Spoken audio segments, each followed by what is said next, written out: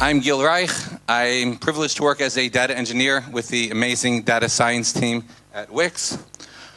Wix, we're right across the street. You might have seen us on your way here. We create a website builder that's used by organizations of all sizes and types to build their online businesses, establish their online presence. About 10% of the world's websites are created on Wix. And our story takes place inside our site classification project. We look through all of our sites and we say, this is a photography portfolio, this is a pet store, etc. To do this, we use Airflow. How many of you use Airflow? Okay, cool, great. Airflow is a Python platform for describing, executing DAGs, directed acyclic graphs, which are basically, you define your workflows or pipelines, tasks, and their dependencies.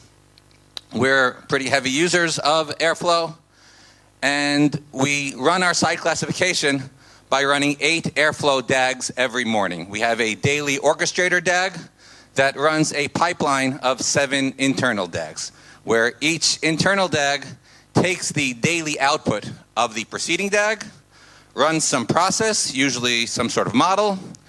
Each internal DAG stores its own daily results into its own permanent tables, and in addition, passes its daily results on to the next DAG in the pipeline.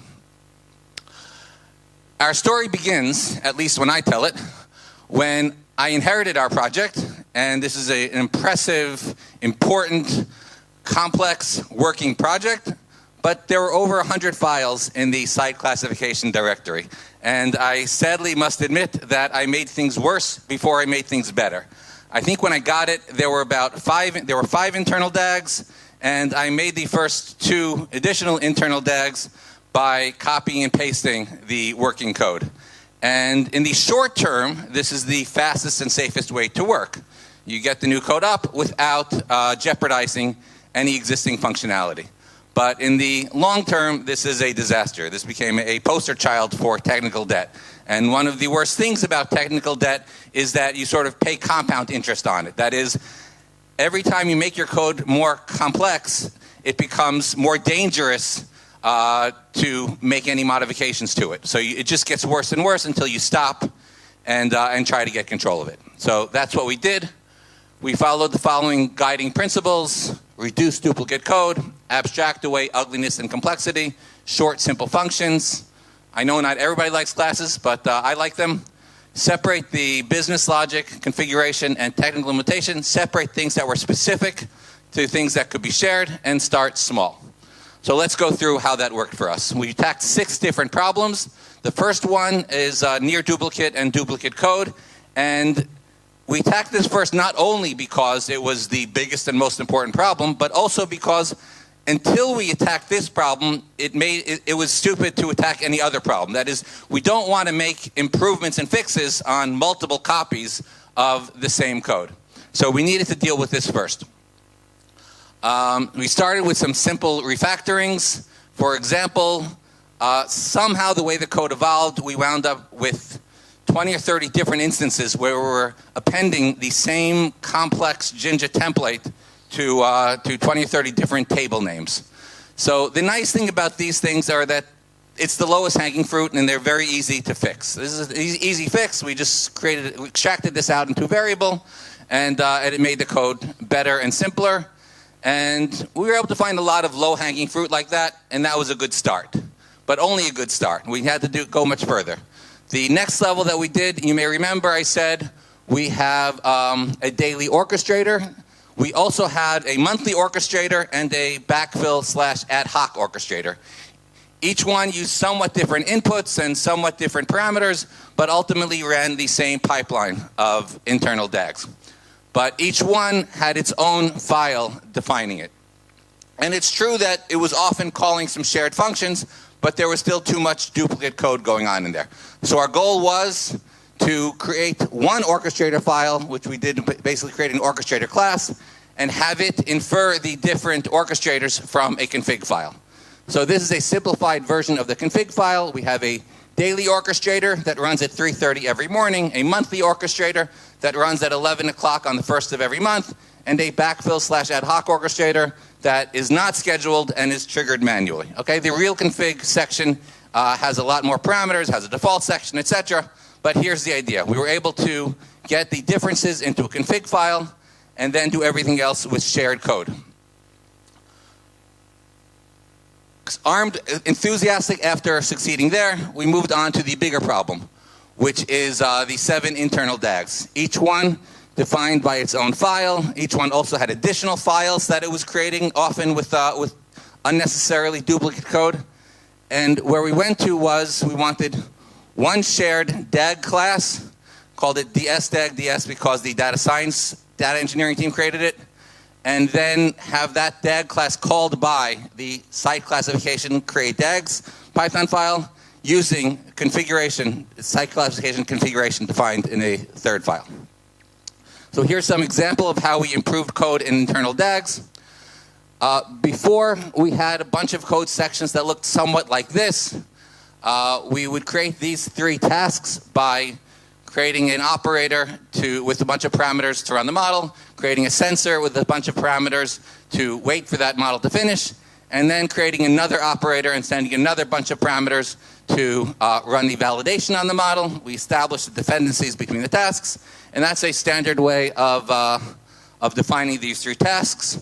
We saw that we were doing the same basic thing in many of our DAGs, and so instead we replaced it with a single function call on our DAG object, on our DS DAG object, and a single function call was able to create the same 3 tasks, plus an additional output ready empty task, which I'll discuss later. And in fact, in most cases, we do this even without any parameters. We were able, because we're going through the config file and because we were able to standardize how we do things, in most cases, just the default parameters and the config are enough to make one line of code replace everything that was on the previous slide. So one more example of that. I won't show the old code, but I mentioned that each DAG stores its own results in some permanent tables. So one line of code creates these 6 different tasks and the cute little labels between them. As I said, we started building a class library. We have the DS DAG class, which is one instance per internal DAG. Orchestrator derives from the DS DAG, its type of DAG, and the DS DAG manager task, one per project, and we use that to create and manage the orchestrators and internal DAGs. Here's an example of the config for one of our DAGs, which has the model IDs, the table names, some field names. And I just want to show the essence up top. That's one line of text written, one line of documentation written, which we will then leverage in a few different places for our auto-generated documentation.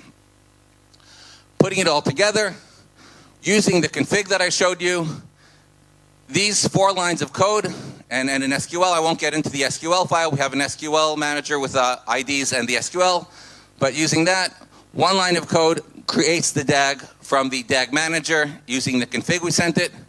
One line of code to create the new table task. One line of code to create the 3 or 4 run model tasks. And one line of code to create the 6 store results tasks. So that simple code was enough to create our standard DAGs. So whereas before we had about 200 and something lines of code on average spread across multiple files and variables and whatever, now we just have a Python file with Python functions, a file with the config, a file with SQLs, and everything else. And that's all that we have that's specific to each DAG. There's about 25 lines of code specific to each DAG, plus all of the code that was moved into the DS DAG framework. And again, it's there once, not 7 or whatever times. Okay, happy with those results. We were then able to start doing other things that we had wanted to do. So for example, ad-hoc runs. An example of an ad-hoc run is we want to rerun the pipeline, some or all of the pipeline on a certain set of sites, or maybe a data scientist wants to see the pipeline with a different version of a model. So we were able to, in Airflow, you can load the config through their params objects, And then when you trigger the DAG with config, you can change the developer, whoever's running the program, the process, can change the model ID, table names, whatever. We also extracted out one of the parameters, the store results parameter, Boolean, separately, because often on ad-hoc runs, sometimes on backfill runs, you do want to store results. On ad-hoc runs, you don't want to store results. So we've separated that out to a variable. You may remember I showed you the function that creates the store results task. So it starts with a branch operator, check if store output, and that's so that it can look at that parameter. If it exists and it was turned off, then it goes to the bottom path of not storing the output. Third problem we addressed was that it was too slow, or more specifically, that our customers wanted the results in the morning, and we were giving them the results late in the afternoon. So once we had control of the process, this was a fairly easy problem to solve.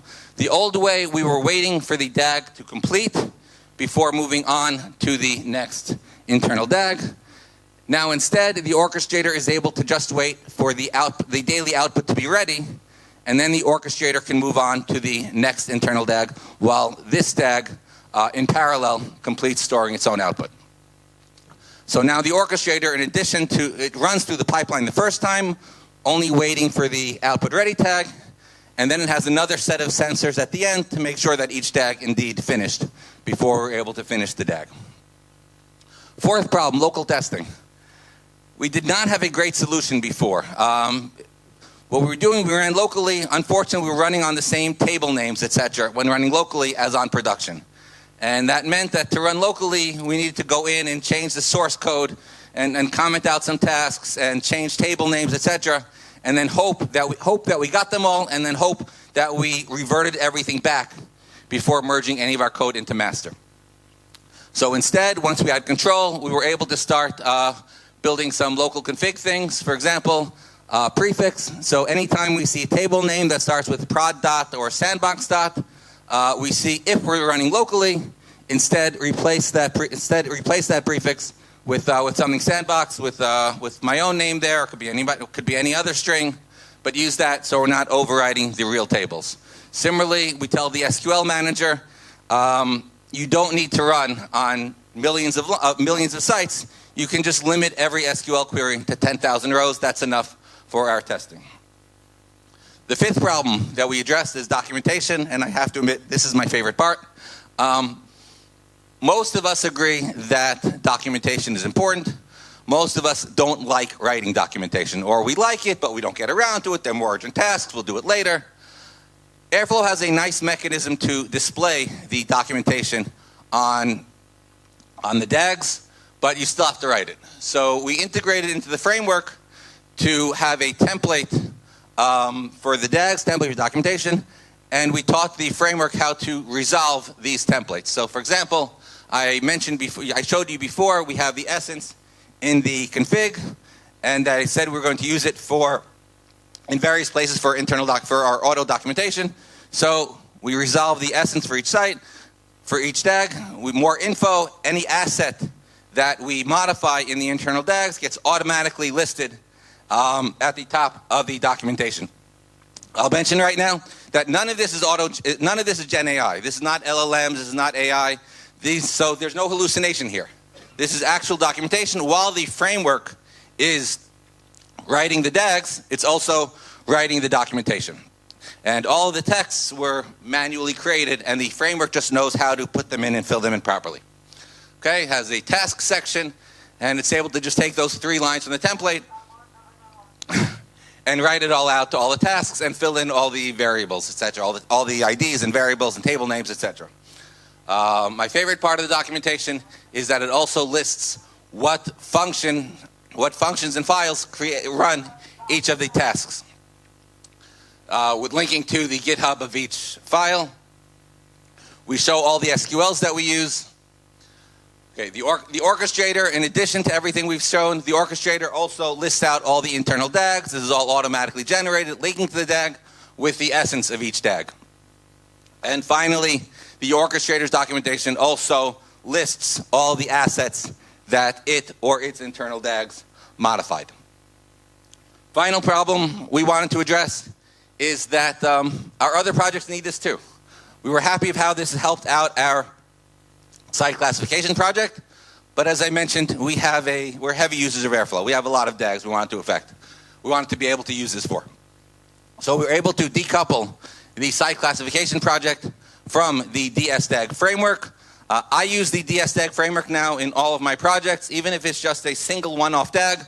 I use the framework because it gives me the auto documentation, it gives me the better local testing environment, and also because eating my own dog food, because whenever I use the template, the framework, I'm able to find more functionality to add to the template. I also have a place now for any code that I'm writing that can be shared, I'm able to add to the framework. It's of course more powerful for large tasks like Orchestrator like we have here, but it's also, I find, very valuable even for one-offs.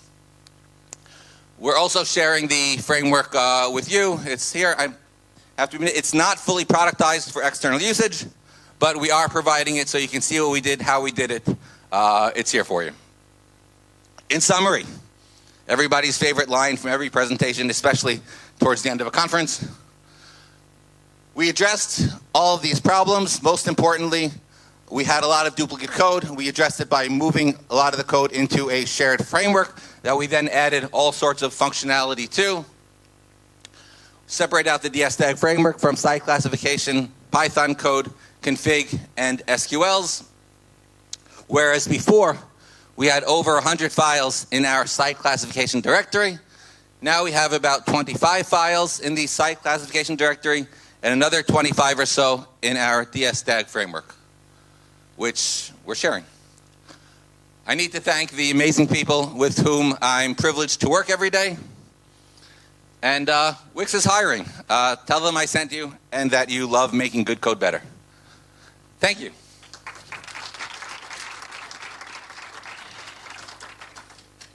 Questions? How long did it take? 2 or 3 months, I think. Yes? How did you find the duplicate codes? I mean, how did you know a function is a duplicate of another function? Manually, going through all the DAGs and looking for anything that was that we saw. And the truth is, I owned this project for about 6 to 9 months before I started refactoring it. So at that point, I knew where a lot of the monsters were and where things needed to be improved. How do you make sure that nothing broke? So we had some testing. We have some testing on the site classification project. But beyond that, we just, so there's some testing there. And we ran things locally, and we ran things to new tables before touching the old tables. And we're confident that we were in good shape before we put it on prod. Anything else? Thank you.